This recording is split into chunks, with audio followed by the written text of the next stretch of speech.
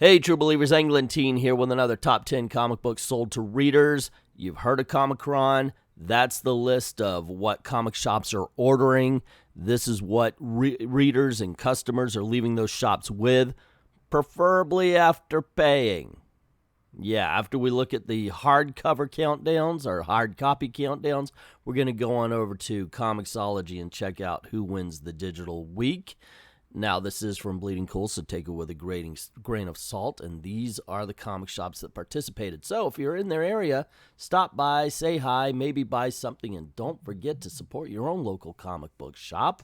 And now, without further ado, let's get this party started. At number 10, we have Something is Killing the Children. Coming in at number 9 is Harley Quinn and Poison Ivy, number 1. At number 8, we have The Fantastic Four, number 14. In the 7th spot is The Immortal Hulk, number 23. At number 6 is Legion of Superheroes Millennium, number 1. In the 5 spot is Deceased, A Good Day to Die. At number 4 is Justice League, number 31. In the number 3 spot, Spawn, number 300. And the runner-up coming in at number 2 is House of X, number 4. And at number 1, Doomsday Clock is Unstoppable. It comes in late every dang day, and here you go, number 1, every time it's released. Well, this week in the countdown, we had 2 independents, Spawn and Something's Killing the Children. We had 3 Marvel, only 3 Marvel this time around. And 5 DC. So yay, go team for the hard copies. Alrighty, yes, I am a DC fan. I root for DC. Okay, I'd still report it fairly, but I do have a bias, and I've admitted to it every dang video. Anywho, that's the hard copies. Let's see what the comic shops have to say about the hard copy countdown, and then we're going to go on over to Comixology and see who wins the digital week. Marvel, or will DC pull out another win? Doomsday Clock still has the powers. It clocks in for first place. Da-dum-bum. Spawn took second. House of X actually slips heavily in sales from previous issues. It looks like other stores in the area have adjusted their orders on the title to meet demands, and we are no longer seeing people from other stores worried they will not be able to get a copy. Hello. Yeah, look, slipping in sales and everybody raising their order numbers to meet demand, that doesn't mean it's unsuccessful or anything like that. I mean, come on. It was still number 2. Another week, another issue of House Powers of X demolishing sales. DC brought some heavy guns to the sales rack this week as well. However, with an actual issue of Doomsday Clock seeing the light of day. We have some usual suspects populating the rest of the list. Immortal Hulk doing great as always. Fantastic Four, Green Lantern, etc. But we've also got a few unusual titles hanging around this week, fueled by the hype of breaking a record, a clever cover homage, a collector's love of big round numbers. Spawn number 300 is our third bestseller this week, beaten out only by those 2 sales titans mentioned in the opening. Also helping to break up the usual Marvel and DC parade is Boom Studios' Something is Killing the Children, launching with a very good first issue from creative team James Tynion IV and Werther Del Adera. Quite a week. Yeah, you know what? I am looking forward to this Something's Killing the Children. I'm sure the title alone, not just the creative team. I mean, it's got a title that makes you go, okay, what's this all about? I mean, won't anybody think of the children? Thanks to a heavy first issue push, DC took 5 slots in the top 10 compared to 4 for Marvel, but Todd McFarlane beat them both with Spawn 300, which took first place in our store by a large margin. The big disappointment of the week was Legion of Superheroes Millennium, which barely placed in 10th place. Word got out early that there was absolutely no Legion of Superheroes in the first issue, so a lot of readers decided that they could do without it. Harley Quinn and Deceased, A Good Day to Die both benefited from numerous open order variant covers, a gimmick that made Spawn a sales juggernaut this week. Yeah, I picked up Legion. I read Legion, and okay, I got to learn a little bit about Rose and Thorn. That's what I signed up for, right? Yeah, this is really bad. It is. I'm surprised to see a bad book from Brian Michael Bendis. Usually he's so on point. He's somebody you just are almost like on the edge of your seat every time you open a book. I don't know. Kind of disappointed here. The marketing machine that is Todd McFarlane pushed Spawn 300 to the top selling position at our stores, even with the $7.99 price point. People wanted to see what was going on, and scary amounts of people bought all the covers. Don't get me wrong, I'm glad that Todd is stuck with the numbering and delivered a consistent product after all these years. I just resent his pretending to have broken the record set by Cerebus. I guess I missed the part where Todd wrote and drew 300 issues in a row. Compare apples to apples, folks. On a side note, 2 killer weeks in a row left us with devastating bills, but created an even stronger second week with so much good product to pick from. Exciting time to be reading comics. Unless you're part of the Everything Sucks crowd, and then, yeah, I guess it's never an exciting time. I've been interested to see how House of X would fare against Doomsday Clock, and it was close, but House of X ultimately won out. I have no doubt that Doomsday Clock will sell more in the long run once people realize there's a new issue out.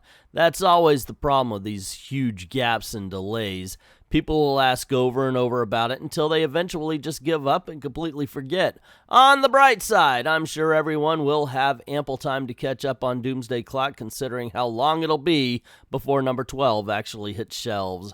As for the rest of the titles this week, DC pretty much dominated sales with Deceased, A Good Day to Die, Justice League, and Green Lantern, all heavy hitters. Legion of Superheroes Millennium had a passable premiere, cementing it in the middle of our top 10, which I guess is decent for a book lacking its titular team. Yes, we have talked about this, and I do believe I brought up the genius that is Brian Michael Bendis. It has to be done. I'm trying to keep a positive outlook on things. So when I saw the promotional pictures for Legion of Superheroes and my head was about to explode, I was like, no. You must wait for the book to finally get here and read the adventures of one of your favorite teams of all time that you've literally been collecting since you were 4 years old. So yeah, because, Brian Michael Bendis and all, he's he's so awesome. And then you pick up the book and, oh my gosh, it's Rose and Thorn and no Legion of Superheroes. And you got to think that's just genius. It is just freaking genius. Anyway, that's the commentary. Let's go on over to Comixology and see who wins the digital week. Is it Marvel, DC, or is it Independence? Starting off the digital countdown at number 10 is Die, number 7. At number 9, we have Fantastic Four, number 14. Coming in at number 8 is The Green Lantern, number 11. Number 7 brings us Deceased, A Good Day to Die. At number 6, we have The Immortal Hulk, number 23. Number 5 is The Wicked and the Divine, number 45. Coming in at number 4 is The Legion of Superheroes Less Millennium, number 1. Coming in at number 3, Justice League, number 31.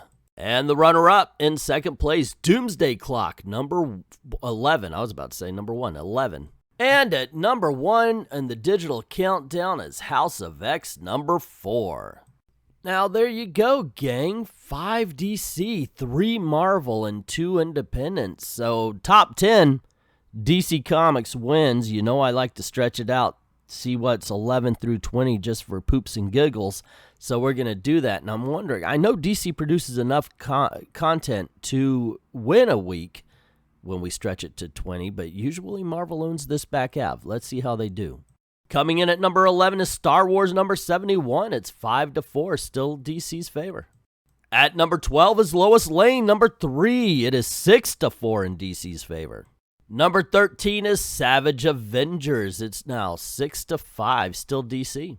Coming in at number 14 is House of X number 3. It's 6-6, tied score. Number 15, Supergirl number 33. It's now 7-6, DC's favor. Coming in at number 16 is Spawn, number 300. It's 7-6 DC's favor with 3 independents. At number 17, we have Buffy the Vampire Slayer, Helmuth Prelude. It is now 7-6 DC's favor with 4 independent comic books in the countdown. At number 18 is Conan the Barbarian, number 9. It's now, what is it? It's 7-7. Coming in at number 19 is Champions number 9. They take the lead, Marvel 8, DC 7. And at number 20 is Superman Up in the Sky, number 3. It's now 8-8. Marvel and DC are tied this week. Wow, haven't had this in a long time. I mean, I've been doing this for a few years now. I haven't had a tie-in. Wow, okay.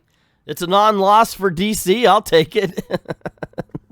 But seriously, they do put out enough content to win. You guys have to buy it. But I can understand why you don't, because Didio is really trying hard to push you away, isn't he?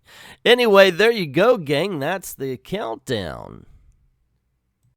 Wow, I was surprised at how many independent comics came in, and it was enough to upset everything, but tie score, I'm very happy with that. DC does actually put out enough content to win a countdown. It's just that every book has to show up almost sometimes. So Marvel does have a bit of an advantage over that. I was actually wondering if this countdown thing was going to be dead because of it. Anyway, let me know what you think on this particular subject. Don't forget to click like and share. Share. I'm trying to build this channel up so I can start doing all the comic book videos here and not in 2 different places. Don't forget to hit subscribe if you haven't done it already. More importantly, ring that notification bell and make sure that your notifications are on.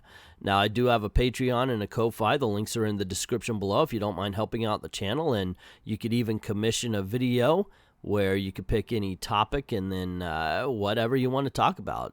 Character, team, superhero, supervillain, storyline, whatever, and I'll do it. It's a lot of fun. I'd like to thank everybody who's already done that, and to everyone, all of the true believers. Thank you very, very much for watching.